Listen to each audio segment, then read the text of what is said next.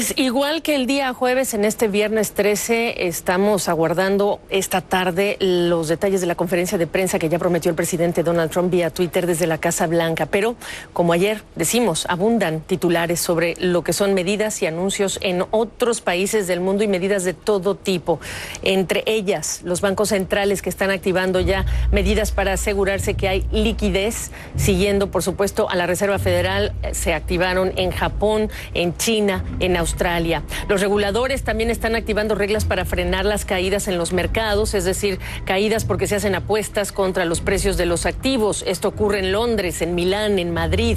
La Unión Europea anunció apoyos por 41.000 millones de dólares, flexibiliza reglas fiscales incluso para los países miembros e incluso ya está esperando recesión en 2020.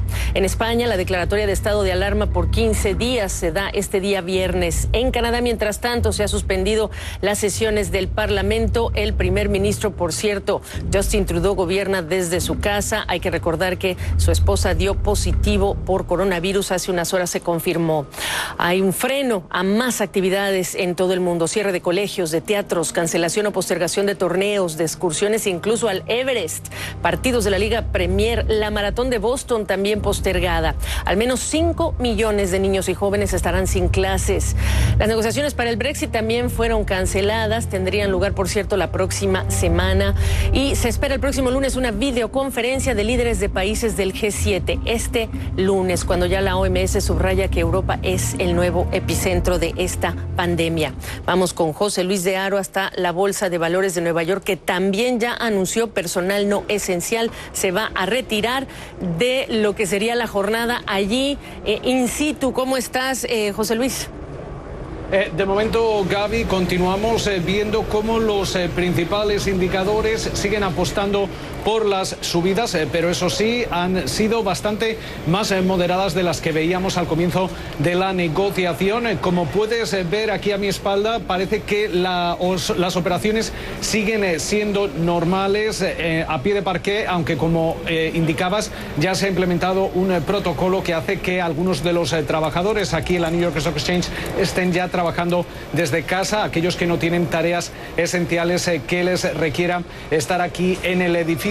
También estamos muy atentos a esa rueda de prensa del presidente de Estados Unidos, Donald Trump, que podría declarar el estado de emergencia nacional. Esto podría liberar más fondos, alrededor de 42.000 millones de dólares en ayudas, sobre todo para estados y municipios, a la espera de ese paquete fiscal por parte del Congreso y también a todas las acciones que vaya llevando la Reserva Federal, sobre todo con las miras puestas en esa reunión de la próxima semana, donde ya se habla que el recorte podría ser incluso mayor a los 50 puntos básicos, pero para eso tendremos que esperar al próximo miércoles, Gaby.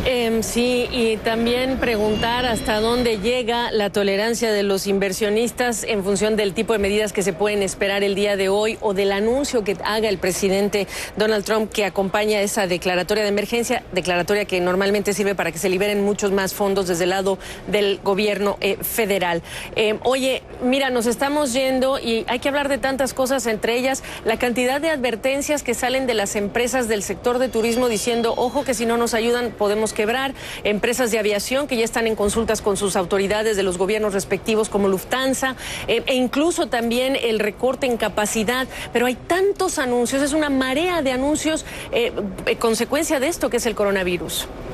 Así es, Gaby, y sobre todo es importante esa prohibición que se realizaba o que empieza a partir de hoy durante 30 días para las rutas a Europa, porque tenemos que tener en cuenta que esa conexión entre ambos lados del Atlántico es esencial para muchas compañías aéreas, tanto de Estados Unidos como para muchas compañías aéreas europeas, y toda esta situación va a tener que requerir algún tipo de estímulo, de ayuda para la industria, bien venga por parte del gobierno a través de retrasos en los pagos de impuestos o incluso algún tipo de programa como el que vimos durante la crisis financiera con la industria automotriz, porque en estos momentos el daño que se está realizando sobre todo a las aerolíneas es importante, que como ya hemos venido comentando también, Gaby, durante las últimas semanas ya vienen heridas sobre todo también con la situación situación que han enfrentado muchas de ellas